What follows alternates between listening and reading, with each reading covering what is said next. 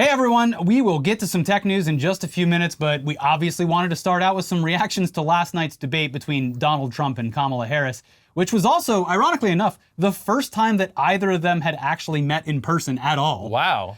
And we have to say that while we obviously don't agree with some of her policy positions and, dare I say, didn't agree with some of the things she said last night, she did exactly what she needed to do on that stage, which was to essentially bait Trump into unleashing one completely psychotic stream of consciousness rant after another, filled to the brim with doom, gloom, hate, racism, and objectively false accusations. You know, Kamala Harris has a lot of relatability issues, but the fact that last night she met up with a stranger to bait, that's really relatable to me and my interests. Well, we could talk about how they rarely touched on the nuts and bolts of policy, and plenty of other news outlets have, but you have to understand that people have been trying to figure out how to debate Trump in any kind of successful and meaningful way since he waddled his fat racist ass into politics well over a decade ago.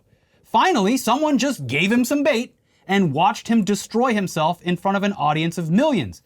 And now, oddly, people and talking heads are acting like this was the wrong move. I'm sorry to burst your bubble here, but running against Donald Trump is not a normal race. In any normal situation, sure, you can debate policy and the process with which you'd go about implementing that. If this were a normal race against a normal person whose political aspirations were anything but self-serving, that would be fine, but this is not normal. And you have to work with what you're given, and you have to do what it takes to win. She did that by giving him plenty of room to unleash his horrific and authoritarian views on an audience that almost certainly hasn't been paying attention to this shit for the past few months. Yeah, that's the biggest thing, is he said I'm sure his audience was clapping and whooping at home, but the average American who is not really tuned in to this shit year round, and I'm so jealous of those people. Yes, what a lovely life. They show up, September, 2 months before the election, and be like, I guess I should figure out who I'm voting for.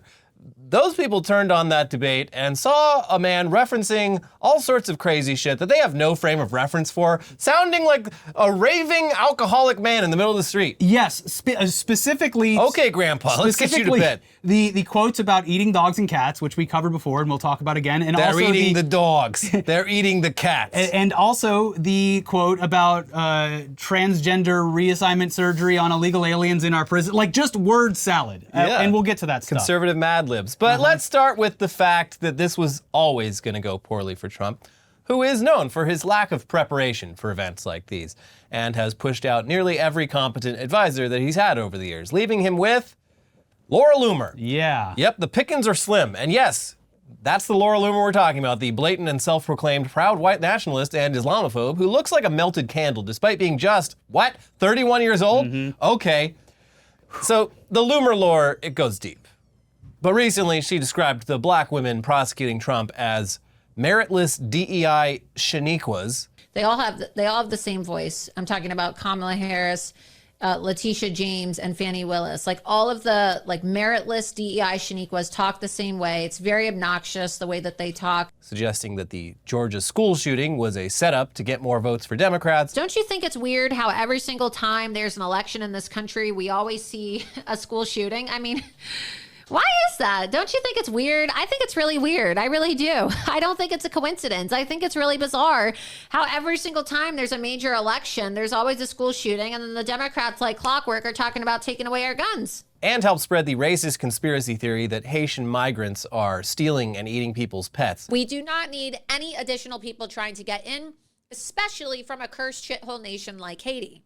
She also posted a tweet just this week that even Marjorie Taylor Greene had to step in and be like, listen, I disavow everything about this. This is just straight up racist. It doesn't reflect well on the campaign. When you've lost Marjorie Taylor Greene, just wow. Yeah, when Marjorie Taylor Greene's calling you racist, and she's right, you fucked up. That is way far gone.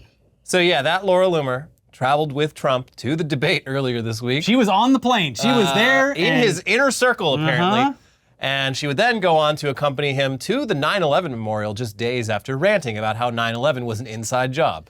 But that doesn't mean we don't celebrate it or mourn it. Sorry. I do want to point out really quick, just because it was a funny and absurd moment, is the day of the debate. Joe Biden talking about his plans about going to his daughter's birthday. I'm doing 9/11. And then doing 9/11. Then we're going to watch the debate. And then tomorrow I'm doing 9/11. Thank you. Yeah. Thank you for yet another beautiful quote. So, but yeah, that's the level that the Trump campaign has been operating at even before the ultimately disastrous debate. They've got Laura Loomer near the levers of power. But on to the debate itself. And look, the first 10 to 15 minutes or so, they were honestly a little bit boring. They took turns answering some questions, not really getting into specifics. As everyone predicted, Trump was holding back a bit, as he's known to do for a very short period of time before someone lights the fuse. Yeah, I mean, I think the only debate prep he really did, and I saw this in like What are they saying online, Laura? multiple sort of conservative opinion columnists are just like, all he has to do is not get mad. Because when he gets mad, that's when shit happens. It was like Brett Hume on Fox News was like, well, oh well, maybe next time. So yeah, they did take turns answering questions for a bit, but they basically maintained a level of decorum thanks in part to the muting of microphones between their allotted time. But then everything changed. And everything changed when Kamala simply brought up Trump's crowd sizes, as well as the fact, which this fact is backed up by countless firsthand accounts and a constant stream of video evidence, that crowds start leaving his rallies in droves before he's even finished speaking. And why wouldn't they? First of all, he talks for like 2 hours straight. Yeah, he it's repeats the long. same thing that they hear over and over again. It's ironic that he says that she's bussing in people to her rallies when the same exact people are always standing behind him at his rallies. But yes, there's plenty of videos of that happening. That is all it took to set him off on a series of outlandish, nonsensical, and in some cases straight up racist fabrications about the state of our country. So before we get into the clips from the debate, which are obviously insane, as you'll see if you haven't seen them already, we have to mention that the response from conservative media has been that this is all the fault of ABC News, despite the hosts only fact-checking Trump on his most egregious and dangerous lies. They're saying the death penalty for ABC News. He's saying that he would revoke their television license. They only corrected him a few times, and it was on things like his claim that they are aborting fetuses after 9 months. Yeah. And the immigrants eating dogs and cats. Yeah. But here's some of the more insane moments from the debate. Her vice presidential pick says abortion in the 9th month is absolutely fine. He also says execution after birth. It's execution, no longer abortion, because the baby is born, is okay. But if I could just get a yes or no, because your running mate, J.D. Vance, has said that you would veto it if it did come to your desk. Well, I didn't discuss it with J.D. In all fairness, people don't leave my rallies. We have the biggest rallies, the most incredible rallies in the history of politics. In Springfield, they're eating the dogs, the people that came in. They're eating the cats. They're eating the pets of the people that live there. And this is what's happening in our country, and it's a shame. Crime is down all over the world except here. Crime here is up and through the roof. As you know, the FBI says overall violent crime is actually coming down in this country. Now she wants to do transgender operations on illegal aliens that are in prison. Oil will be dead, fossil fuel will be dead, we'll go back to windmills and we'll go back to solar, where they need a whole desert to get some energy to come out. You ever see a solar plant? By the way, I'm a big fan of solar. In the past couple of weeks leading up to this debate, you have said, quote, you lost by a whisker, that you, quote, didn't quite make it, that you came up a little bit short. I said that? Are you now acknowledging that you lost in 2020? No, I don't acknowledge that at all. But I you said did that say sarcastically. But You know that. She hates Israel. At the same time, in her own way, she hates the Arab population because the whole place is going to get blown up. The Taliban was killing our soldiers, a lot of them, with snipers. And I got involved with the Taliban. And I told Abdul, don't do it anymore. You do it anymore, you're going to have problems.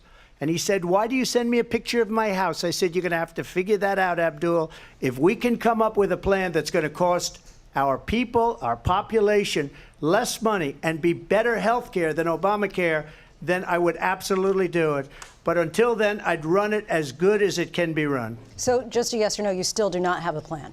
I have concepts of a plan. We're a failing nation. We're a nation that's in serious decline. We're being laughed at all over the world. All over the world, they're laughed. I know the leaders very well. They're coming to see me. They call me. We're laughed at all over the world. They don't understand what happened to us as a nation. We're not a leader. We don't have any idea what's going on. The worst president, the worst vice president in the history of our country. All right, so a lot to unpack here. First of all, even we were surprised that Trump directly referenced the overtly racist conspiracy about immigrants hunting and eating people's pets. Didn't just reference it. He dove right in. Well, at first he did reference it, and I thought he was gonna leave it at that because he mentioned Springfield and Aurora. And it's like, okay, so now people that are confused would go Google it, and he would presume that they would find the articles that conservative, the crank They go section. to patriot.news or whatever. Yeah, but then he just said it out loud and freaked everyone out, kind of. But yes, that rumor was, of course, started online by someone's, quote, neighbor's daughter's friend, and then regurgitated by all the typical right-wing talking heads in the days before the debate, some of whom had been called out taking money from Russians recently. And also some members that have been elected to our government, like Ted Cruz. Cool. So we did a full breakdown of this bullshit on our most recent episode, so we're not gonna go over all again here, just go watch that episode. But one thing we did point out earlier was that aside from this being extremely racist, it's also not true. And the folks who settled in Springfield, Ohio, are there legally after escaping violence in their home country. And they contribute heavily to the local economy and rebuilding a city that was on the decline.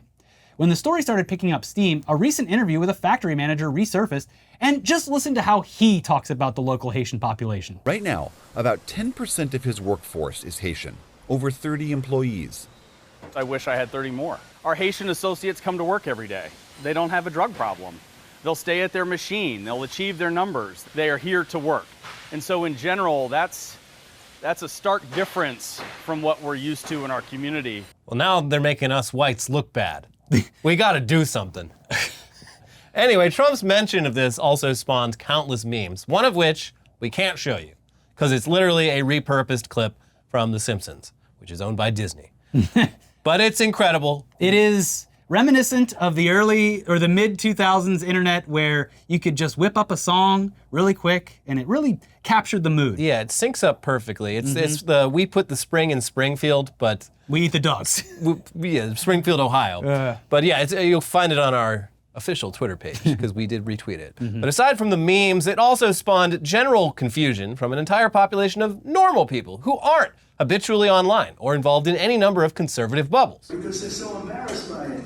In Springfield, they're eating the dogs. This one moment was pivotal because it really displayed how badly the Trump campaign is operating. They're focusing on stuff that is so racist and off-putting that it's legitimately shocking to normal people who are hearing it, seemingly out of nowhere. When you leave the internet bubble, you sound crazy. You do, and this is why I don't talk about the internet outside of the internet. Yeah, even on my Instagram, the one post about this show that I made was just being like, hey, if you're confused as to why he brought up people eating dogs and cats, it's bullshit. Here's a link. And that's like the first time in a long time that I've posted something. It's like the political version of hearing the narwhal bacons at midnight out loud in public. You're just like, what? Ugh, God. But one clear sign that this was a huge mistake came from conservative talk show host Eric Erickson, a real-life Minecraft character, who posted the following in all caps immediately after Trump made the direct reference. You stupid motherfuckers just got Trump to repeat your lie about the pets. Congrats on setting the news stories tomorrow by lying so Trump picks it up and says stupid shit. Be your own party. My president, who I love, who's a fucking genius, is a moron. Stop making him do stuff that makes him look stupid. Because he's better than that.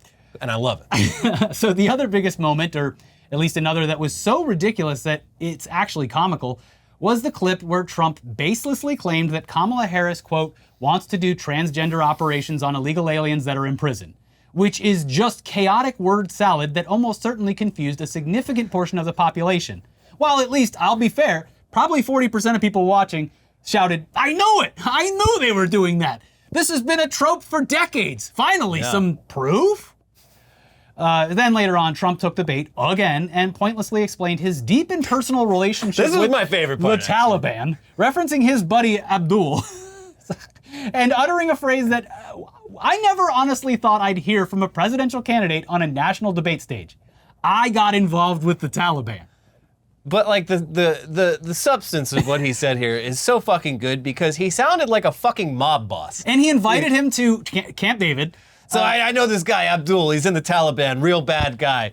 And one time we were talking. I sent him a picture of his house, and he said, "Mr. Trump, why'd you send me the picture of the house?" I said, "I don't know. It's a nice house. It'd be a real shame if something were to happen to it." Just letting you know that I know. And someone pointed this out on Twitter today that this is literally from that AI-generated Trump playing Call of Duty with Almost word for Walter word. Jr. Yeah. Where he's like, I know where you live. I looked up your IP address. Know exactly what you look like and where you live. Well, I use a VPN. So, that's in addition to the absolute nosedive that Trump took when he was simply asked what his plan would be to replace the Affordable Care Act. And he just kept saying that he has concepts of a plan. Great band name. You want to jump on this one quick. Concepts of a plan, right up there with Binders Full of Women. Mm-hmm. Wonderful stuff. Way to go. Incredible job, sir. He's had over 8 years to come up with what would replace Obamacare, which he claims to hate. And he was in office. Nearly a decade in, he's getting there. He's now got concepts of a plan. Concepts, yeah. So give him another 8 to 10 years. Who knows what he'll come up with? It's going to be bye-bye Obamacare. Much better. I do like that Kamala reminded everyone that a decade ago, you could be denied for having a pre-existing condition. Yeah, it was fucked up. Yeah. Like Obamacare sucks, but even that fix is it saved lives. Obamacare is like the shittiest half measure ever, but it is a demonstrable improvement over what was there before. And it's clearly a shitty half measure because Yeah. Because nothing good is allowed to happen. And Republicans fought back tooth and nail and dismantled it as much as they could. This is what we ended up with after the Republicans got their claws around it. Anyway, there were more crazy moments, but their final statements really showed the major differences in their views of the United States. In her closing statements, Kamala spoke about coming together as a nation to build a country that we can all be proud of and helping our neighbors and protecting human rights as well as the rights of a woman to control her body. And Trump spent his closing arguments attacking Kamala personally, claiming that climate change is a hoax, saying that we are a failing nation in serious decline, we're being laughed at around the world, immigrants are destroying the country, worse this, worse that, just pure doom and gloom. Side note, when she called him out for all the world leaders hating him and saying that he's a terrible person, he was like, well, Viktor Orban, though. Yeah, he says I'm a very nice guy. Yeah, Hungary really ranks high there in who we consider important. But having said all of that, would we have liked Kamala Harris to have been, I don't know, tougher on Israel, shown more support to the people of Palestine? Yes, obviously yes. She failed to instill any amount of hope in us that her administration would differ from the current one in any really noticeable way other than a softer rhetoric. Do we think she could have been stronger on a few other topics, including climate change? Yeah. Also guns. Hey, I like that she's strapped though. Yeah, that's cool. Good for her. It really took the air out of the room because he had no way to. It silenced him in that moment. Yeah. Business about taking everyone's guns away. Tim Walz and I are both gun owners. We're not taking anybody's guns away. So stop with the continuous lying about this stuff. But look at who we're up against here. Yeah, all the stuff that we wish. This was less for me a victory for Kamala than it was a catastrophic loss for Trump. Yes. And I'll take mediocre over just downright bad, I guess, if I have to choose. But again, a policy debate with time to explain and go into detail about specific actions is what we all need. That's not how to debate Donald Trump. It isn't. You can't debate him on that stuff because he just lies and takes over the conversation. The best thing to do is what she did. Just set a trap. Let him walk right into it. And he did, multiple times. Yeah, we didn't even talk about, it's been 30 years and he is still not so sure about the Central Park 5. How do you get baited on the Central Park 5? There was a member of the Central Park 5 afterwards that came up and introduced himself, and Trump just looked at him and was like, good, you're on my side, and turned and walked away. That's fucking crazy.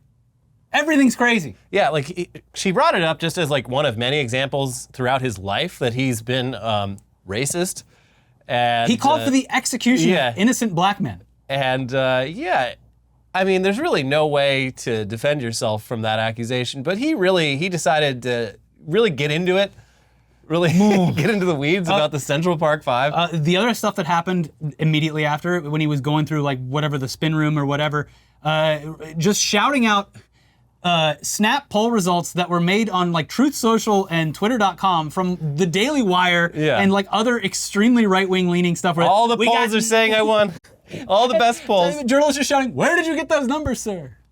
Anyway, as for reactions to all this, like we said, the general consensus in the conservative media world is that this was all rigged by ABC to make Trump look bad by letting him talk. Yeah. Also, very lightly but directly fact-checking him on a few of his more egregious and disgusting remarks. This is all in spite of the fact that reactions from debate watchers and early polling numbers showed that Kamala easily outperformed Trump, despite Trump claiming otherwise by referencing those polls from Twitter posted by far-right outlets and organizations. So, okay. But nothing was weirder than what came next. Folks, are you sitting down? Taylor Swift endorsed Kamala Harris and signed her endorsement as a childless cat lady. That was nice. But that part wasn't weird. What came next was one of the most depraved and disgusting statements ever made by someone who is considered influential. He's done a lot. This Elon Musk, this man we're about to talk about, he's done some truly depraved and disgusting things. This ranks extremely high on the list. This is very icky. There were people who are Musk sycophants who responded with disgust to this. Even the Elon Musk subreddit found this to be unsettling and weird.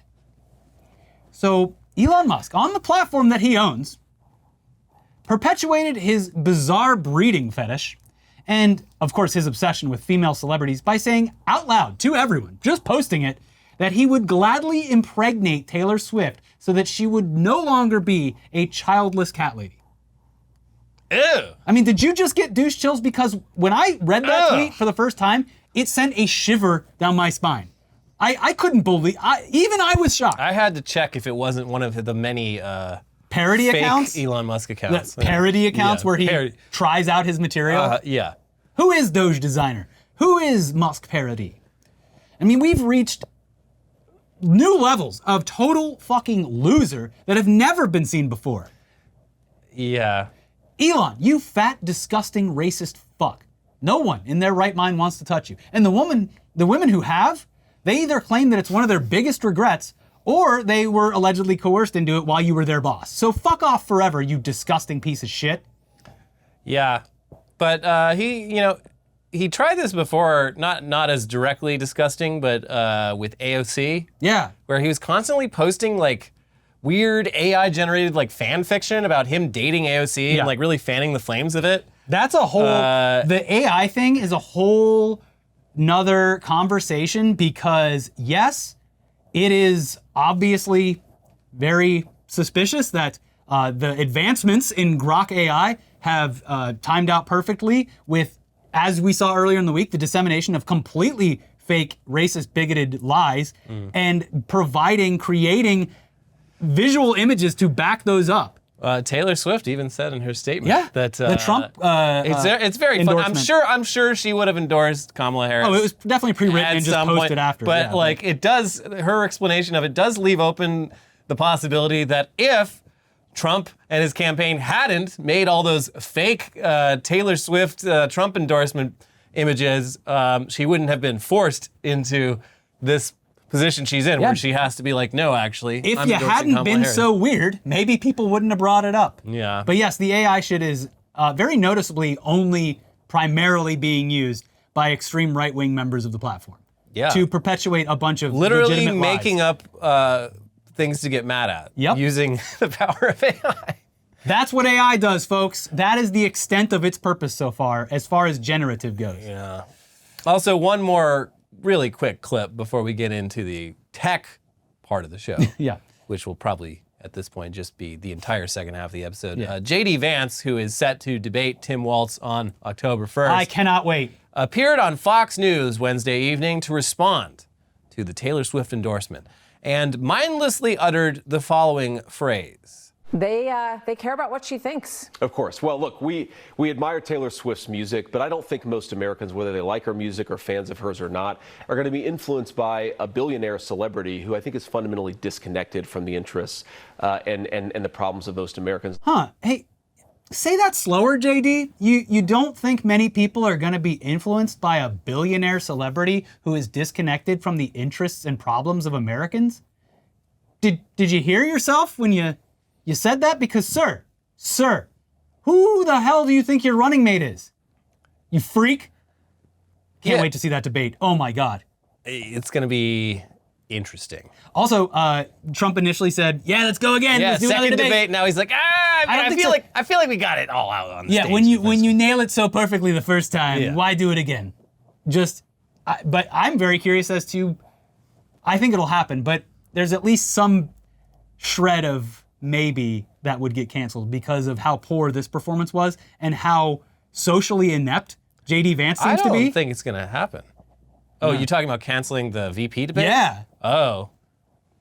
Because if Trump did this bad, and as we've seen, JD Vance is not a good public speaker, especially when there's any pressure applied. He's risless. Yeah. He's risless. And Tim Walz was like, he was kind of like, not a great public speaker when he first started out like a month ago, but he's definitely like gotten noticeably better at it. Yeah. Since then. Well, because he can just act normal. Yeah, well, that's the thing. He's not pretending to be a human. He's just like, it's the normal stuff where he's just responding. If you put a microphone in someone's face, they're not gonna be the best at speaking. Even his donut remark, like a week or two after that happened, he said, "I got no problem ordering donuts." Yeah, he was in his element. Yeah.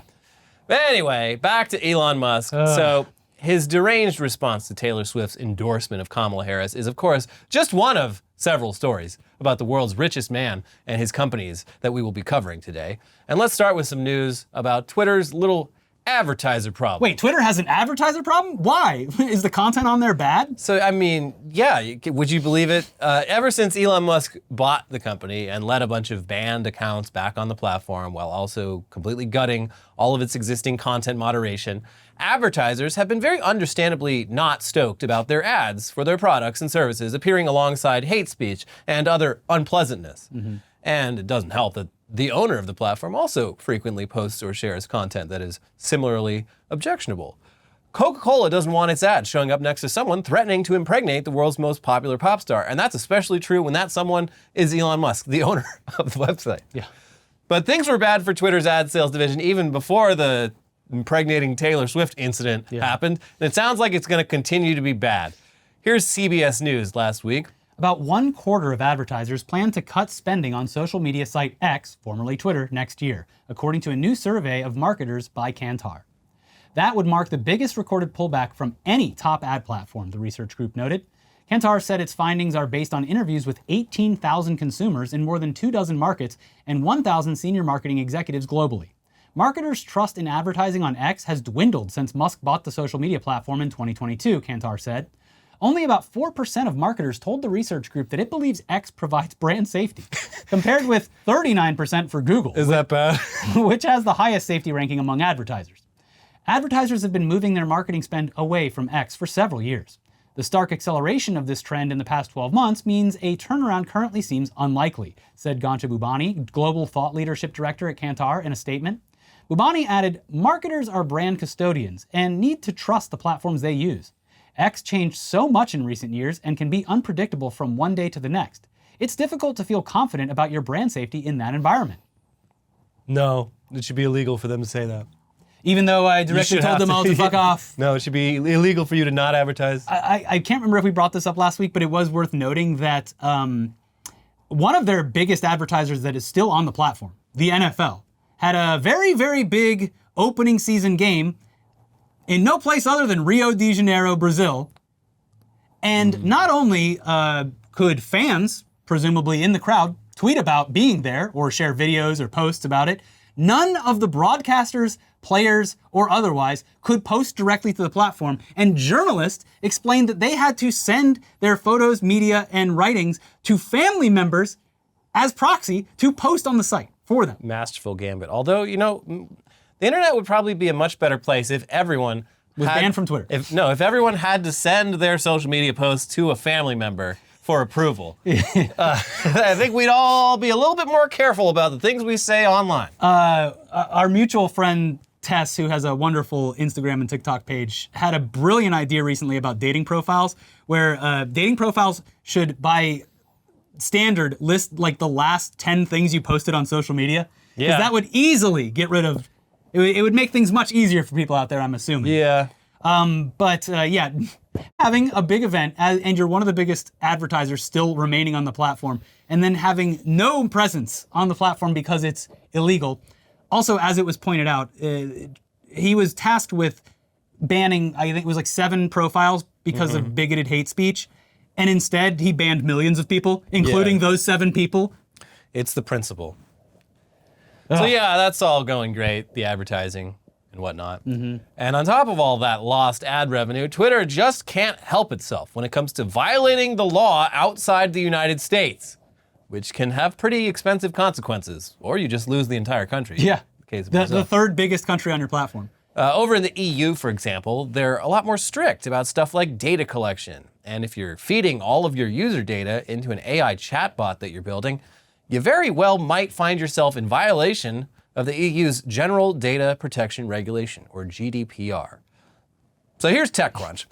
Earlier this week, the EU's lead privacy regulator ended its court proceeding related to how X processed user data to train its Grok AI chatbot. But the saga isn't over yet for the Elon Musk-owned social media platform formerly known as Twitter.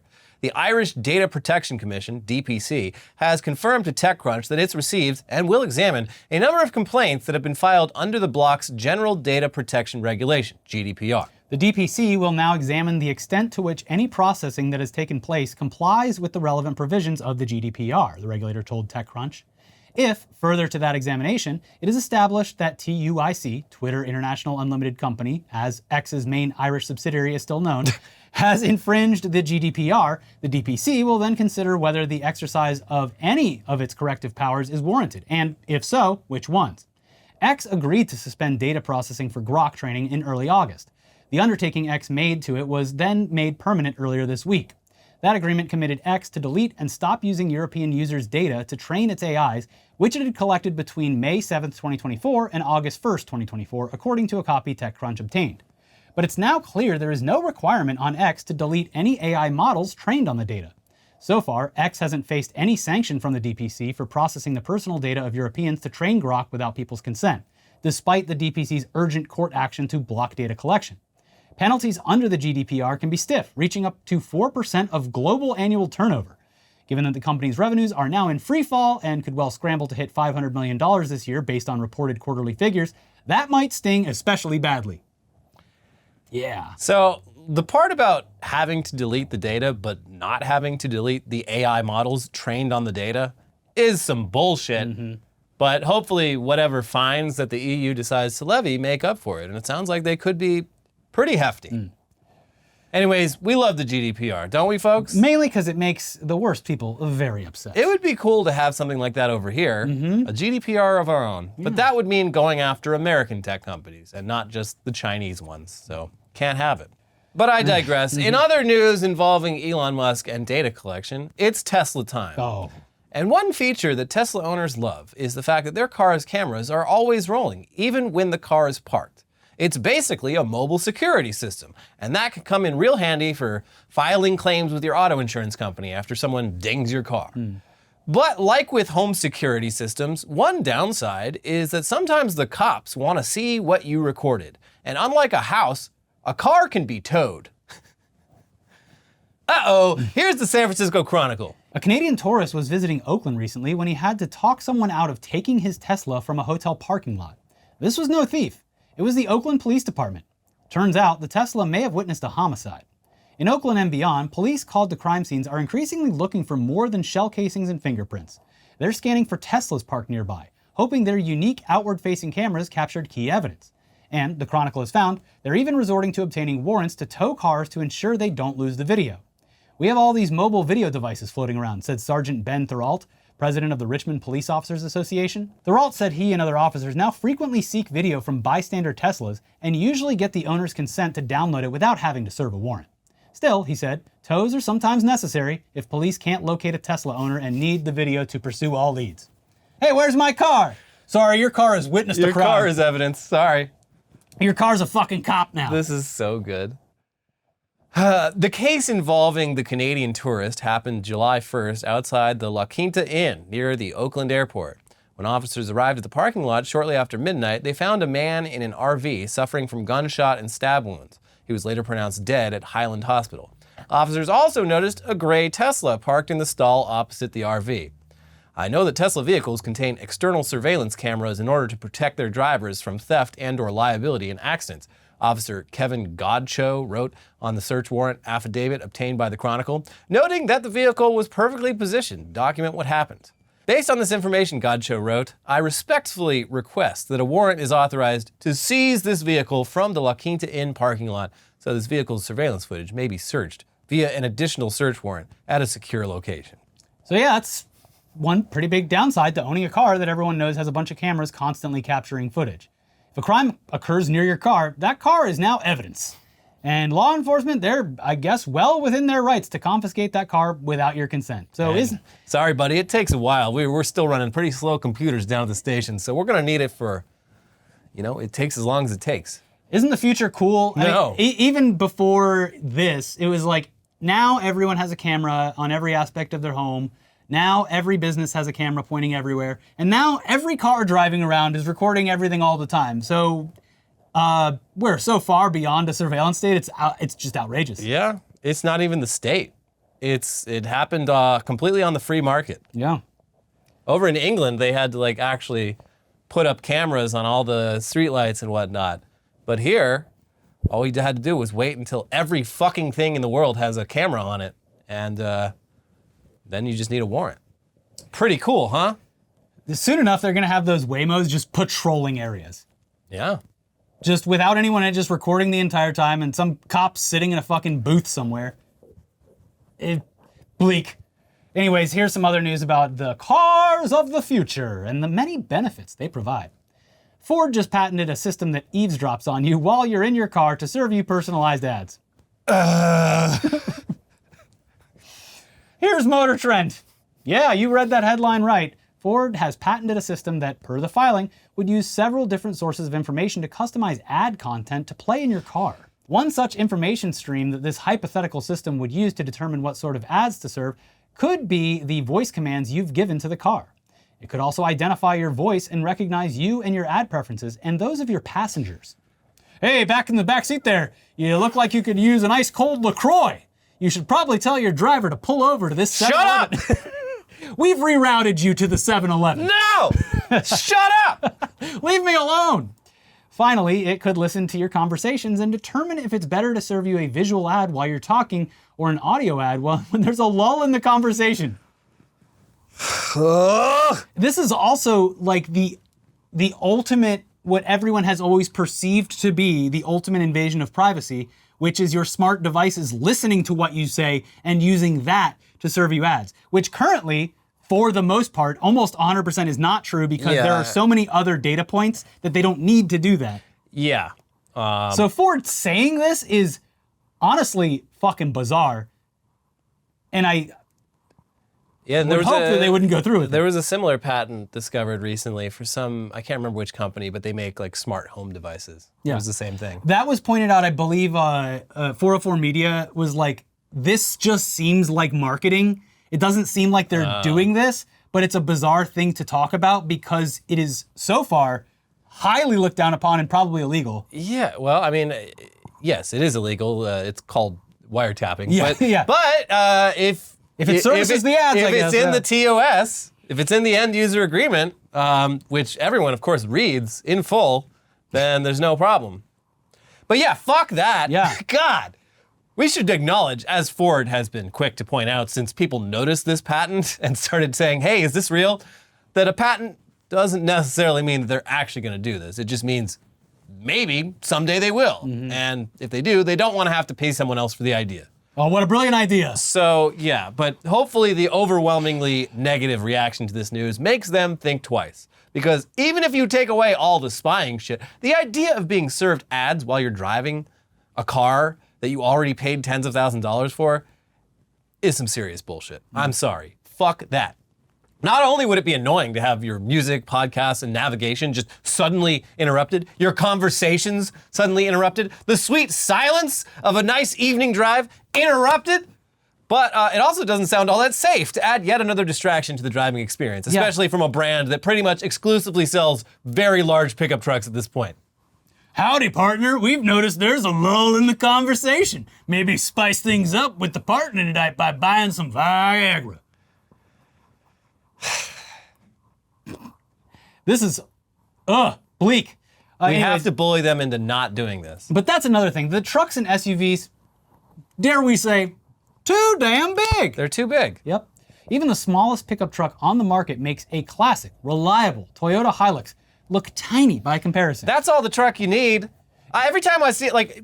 My truck is considered a small truck. And it is bigger than... your truck is bigger than any pickup truck from like the 1990s. It's like twice the size of the 90s Ranger. Yeah, no, and it's so funny. You see like, wealthier people driving around in F-150s. You see gardeners and handymen, people actually like using the going truck around doing trades, driving around in like early 2000s, late 90s trucks that are basically the size of a sedan, because that's all you actually fucking need if you're doing jobs. In fact, it's easier if the truck bed is down here than if it's up here. Those tiny to load trucks and unload. do a lot better. Yeah, they're great. Over in Japan, the average truck is like the size of a fucking Volkswagen Bug. Because that's all you really fucking need. Did you see the video this week of the Cybertruck mowing down that plastic fence and breaking itself? Yeah, that was a person, they did that on purpose. There was one of those rich YouTubers who was just like, let's treat this Cybertruck like shit and film it. Yeah, but that's like and look, the reason you're seeing a lot of videos about the Cybertruck is because specifically it meets the weight requirements to be a tax write-off for a business, and how better to turn that into a business expense than filming it doing things. I need to go call my local Tesla representative. It's the same thing with those, it's why you see those Mercedes G-Wagons. Yeah. They specifically weigh barely over 6,000 pounds in order to qualify for the tax deduction. And there's a bunch of cars out there like that. G-Wagon weighs 6,000 pounds? Yeah, well one of the models does, but those, the ones that look Where's like all the they're weight like military vehicles. Yeah. Yeah, they're specifically over a certain weight to qualify for the tax deduction as a work vehicle. It's all so fucking stupid. That's not a work vehicle. It's a vehicle that was designed for like driving around the Serengeti in Africa and like avoiding like animals attacking you. Like, I mean, whatever. At least the G-Wagon looks cool. I'll say that. Yeah, but that's just another loophole that people are using to exploit the tax system. So anyways, you might say back to the trucks that you feel safer driving a larger vehicle, and hell, I like sitting up high.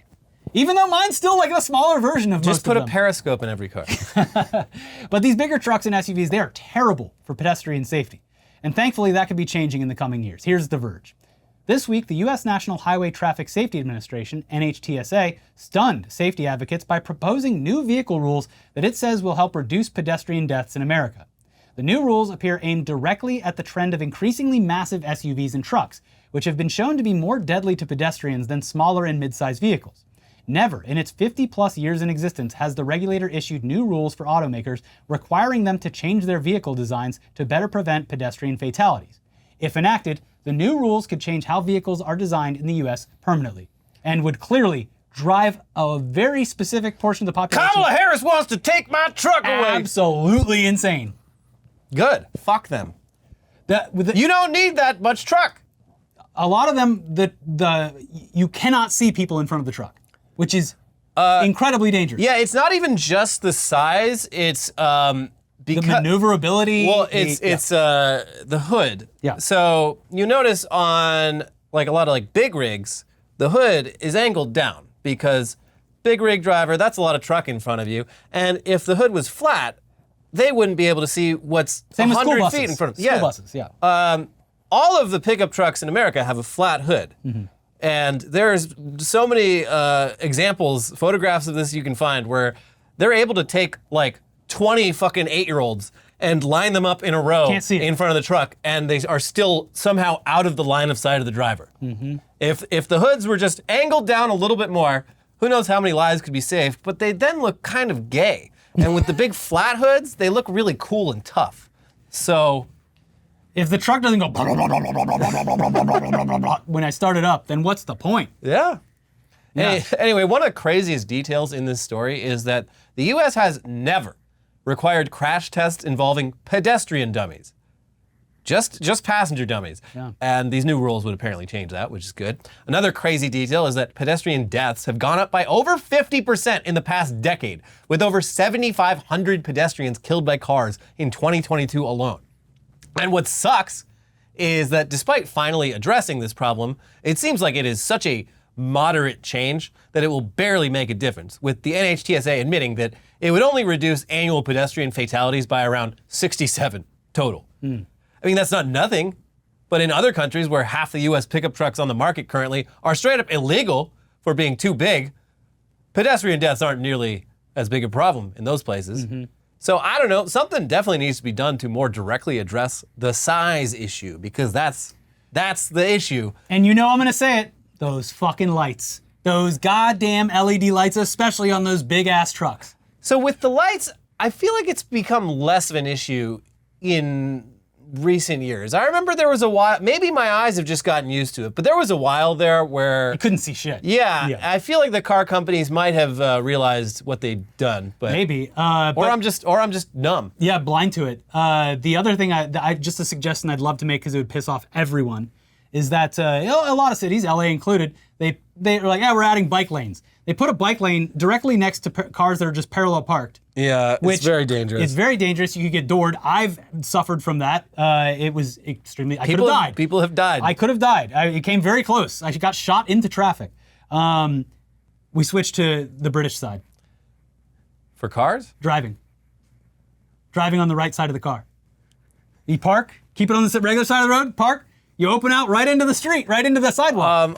I think an easier thing to do would just do with, again, Europe got this right. Separate bike lanes. The bike lane is part of the sidewalk. Yeah. And the cyclists rarely ever cross paths with the cars. And pedestrians simply have to look both ways before crossing over. It's pretty simple. Yeah, even the plastic dividers would do more than what is currently being done. Yeah. Anyways, in other news about the US government potentially doing something good, one of the many ways that generative AI is ruining everything is search engines like Google putting AI-generated responses at the top of search results. This isn't just bad because the information is often incorrect and poorly sourced. It's also bad when the information is correct, because it means whatever website that the AI sourced the information from is losing out on traffic due to having their work stolen, and now has less financial incentive to continue publishing useful information. I mean, this is something that could be disastrous for the internet in the long term. So it's nice to hear that some of our elected representatives are trying to do something about it. Here's Gizmodo. You're not the only one sick of scrolling past AI summarizations at the top of every internet search. A group of 8 Democratic senators has asked the Federal Trade Commission to investigate whether the practice, adopted by Google and other big tech platforms, violates antitrust laws. In a letter to the FTC, the senators wrote that AI summaries unfairly lift content from news outlets and other publishers without permission, directing internet traffic and the associated ad revenue away from the original sources. When a generative AI feature answers a query directly, it often forces the content creator, whose content has been relegated to a lower position on the user interface, to compete with content generated from their own work, the senators wrote. The only way for publishers to avoid having their content misappropriated by big tech platforms' generative AI summaries is to opt out of having their websites indexed by search engines altogether. Effectively a death blow for any online business, according to the letter, which was signed by Senators Amy Klobuchar, Richard Blumenthal, Mazie Hirono, Dick Durbin, Sheldon Whitehouse, Tammy Duckworth, Elizabeth Warren, and Tina Smith. In their letter to the FTC, the group of senators pointed out that as big tech companies' control over online search traffic and their profits from online advertising have soared, local newspapers and publishers have suffered. The placement of AI-generated summaries at the top of search results, which Google foisted upon the internet in May, has only exacerbated that dynamic. While a traditional search result or newsfeed links may lead users to the publisher's website, an AI-generated summary keeps the users on the original search platform, where that platform alone can profit from the user's attention through advertising and data collection, the senators wrote. Although these features may provide partial citations or links to sources, they are often hidden behind tabs or at the bottom of a page where users are unlikely to scroll after already reading an answer. And the fact that big tech, particularly Google, has been in the FTC's antitrust crosshairs a lot lately means there's a decent chance that they'll actually do something about this. As long as Lena Khan is protected at all costs. Yeah, they could very easily switch back to the way things were. Uh-huh. And they probably should. But speaking of using AI to steal people's work for your own financial enrichment, today's final story, pretty wild. Music streaming platforms like Spotify notoriously pay artists next to nothing for their work. But one artist managed to earn $10 million over just a couple of years of publishing music, and he's not even famous. He's just a guy who came up with a way to trick Spotify into thinking that he was. Here's the New York Times. A North Carolina man used artificial intelligence to create hundreds of thousands of fake songs by fake bands, then put them on streaming services where they were enjoyed by an audience of fake listeners, prosecutors said. Penny by penny, he collected a very real $10 million, they said when they charged him with fraud. The man, the genius, Michael Smith, 52, was accused in a federal indictment unsealed on Wednesday of stealing royalty payments from digital streaming platforms for 7 years. Mr. Smith, a flesh and blood musician, produced AI-generated music and played it billions of times using bots he had programmed, according to the indictment. His scheme involved a circular process, they said. First, Mr. Smith created thousands of fake streaming accounts using email addresses he had purchased online. He had as many as 10,000, even outsourcing the task to paid co-conspirators when creating the accounts became too much work. He then created software to stream his music on loops from different computers, giving the appearance of individual listeners tuning in from different places, prosecutors said. According to a financial breakdown that he emailed himself in 2017, the year that prosecutors say he began the scheme, Mr. Smith calculated that he could stream his songs 661,440 times each day. At that rate, he estimated, he could bring in daily royalty payments of $3,307.20 and as much as $1.2 million a year. To evade detection by streaming platforms, prosecutors said, Mr. Smith spread his activity across a huge number of fake songs, never streaming a single composition too many times. The victim is Spotify, and so I feel less bad. But it is, in general, horrific the way that they treat their artists, obviously. Yeah. And also, this is just one of many of these AI scams, because a lot of popular bands, you'll be like, oh, a new song. Didn't know they were going to release a new song? What a pleasant surprise. And it is an AI-created album art and everything. It's bad. Yeah, so part of the scam apparently involved teaming up with the CEO of an AI music company to really start churning out the tunes, though the indictment doesn't say who they are or what company they run. They should tell us who that was. And after just a couple years, he was earning $110,000 a month in bogus royalties. It's kind of crazy that this scam was able to continue for so many years without anyone noticing, but on the other hand, this isn't exactly an isolated case. A lot of people have noticed that Spotify in particular is increasingly overrun with music and artists that definitely seem artificial.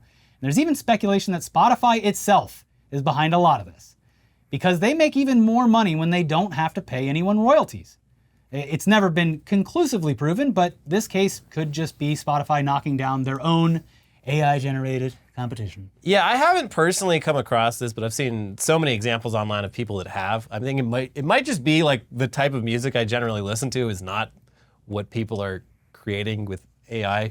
But yeah, there's like so many examples of this where it's just like, okay, this showed up on my whatever Discover Weekly, and I went to the artist page. It's just like no information. It's just and generic name, generic AI generated band art, song titles don't make any sense. But there's like numerous examples of this. What I'm saying, which is honestly more malicious, is that people are publishing under established band names, publishing songs to their Spotify and Apple Music accounts that are completely AI generated.